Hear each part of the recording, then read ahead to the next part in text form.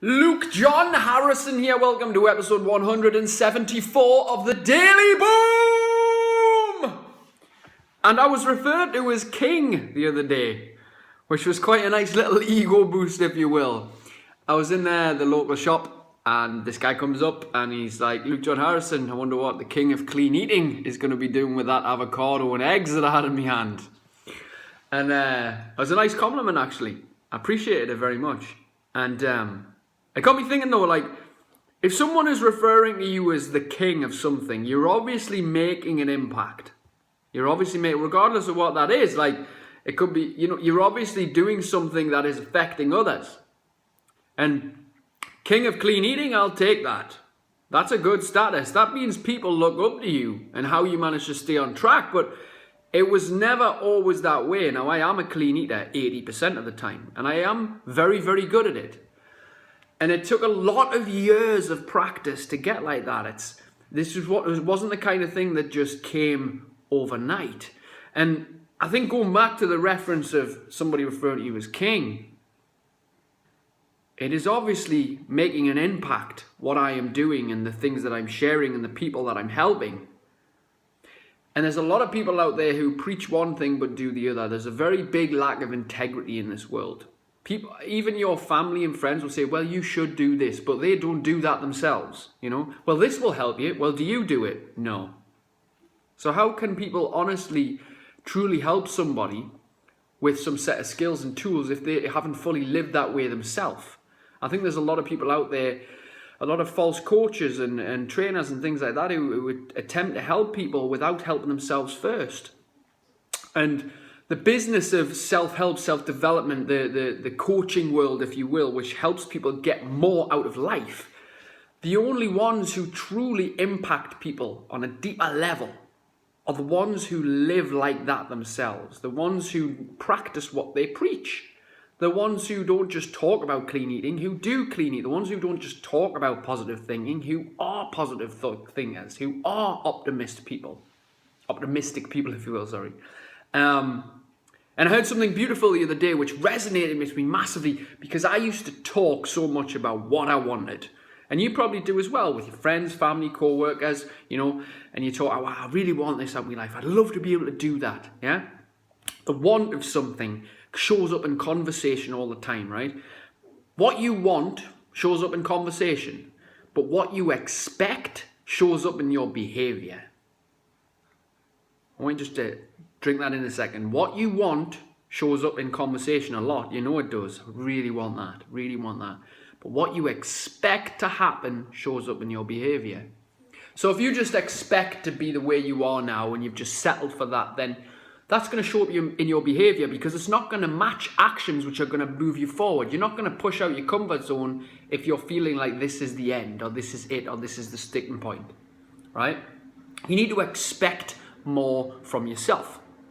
Never settle, okay? You can get comfortable with where you are, appreciate your success that you've got, entertain it, celebrate it, enjoy it, but then there comes a time very shortly after that where it's time to move on. It's time to get better. It's time to grow. It's time to evolve. It's time to move on. As long as you are breathing in and out, there is work to be done. There is no such thing as an 8-week plan which lasts for a lifetime. There is such thing as a lifestyle change which lasts forever. There is things which make a difference. There's 8-week plans which definitely make a massive impact on your life. But the things that work are the things that are done consistently over a long period of time, which equal success results.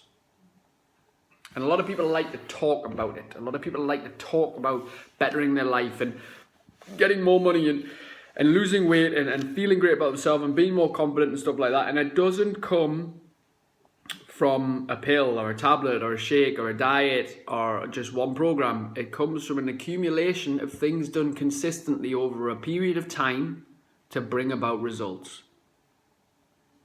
And here's the kicker, which most people can't get their head around. It's really simple. It's actually simple, but it's actually pretty hard. The process of getting in shape is simple, but you need to do it consistently. Stop eating shit, start eating green vegetables, reduce your stress, sweat regularly. That's the simplicity of it. But that is not easy because there's far too much temptation out there. The process of changing your lifestyle habits, if you will, if you're in business or you know, something like that, the process of actually making money is difficult, but it's actually pretty simple. Find out what people want, get them to buy it off you. It's a hard process, but it's actually pretty simple.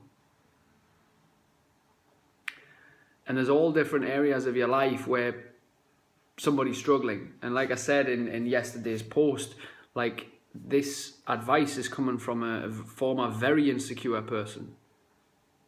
And if you check my Facebook timeline, you'll see back when I used to be fat, from overuse of steroids and stress and overeating, and then at the same time taking drugs, and at the same time thinking I am unstoppable. But really I wasn't. I was using things to temporarily control my thoughts and feelings and emotions because it made me feel in control, made me feel good about myself temporarily. But what it left me with was a huge empty feeling. Because during that time I used to talk about what I wanted, but my actions didn't really match it. How on earth could I become a role model and feeling fit and strong and healthy by going out and getting smashed every weekend on alcohol and drugs? How on earth could I be a better person by treating women the way I did? How on earth could I be healthy by taking steroids? How could I become a coach and somebody to look up to in the fitness world, if you will, in the strength world, if I was taking artificial steroids?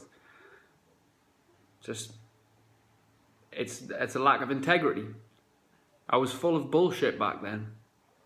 And I think a lot of us can take a message away from my story and what I tend to share, because I share the truth and I enjoy talking about it because it's not things that I'm particularly proud of, but I understand that none of it was a failure, it was all a lesson. And up until the point in your life right now, all the things that you may have done which you're not very proud of is part of a lesson. You need to grow from that. You need to understand it for what it is. And then do the things consistently which are going to help you. And you know it's going to help you. But the reason why you're not doing it consistently is you have a lack of accountability. And I think that's one of the number one reasons why people don't get shit done, is they rely on themselves to do it without being accountable to something else or someone else. And then we don't do the stuff that we do. I know this because when I was in a bad state, if you will, I wasn't accountable to anyone. Then I reached out to coaches and mentors and friends and family and all the rest. And I was accountable. I had a little bit of a bigger reason to move forward. And I guess true change will happen when the pain of staying the same becomes worse than the pain of change. Where you can no longer stay where you are. And I'm going to leave you with this question. How long are you prepared to stay stuck for? Think it over today. Peace out. Share these words.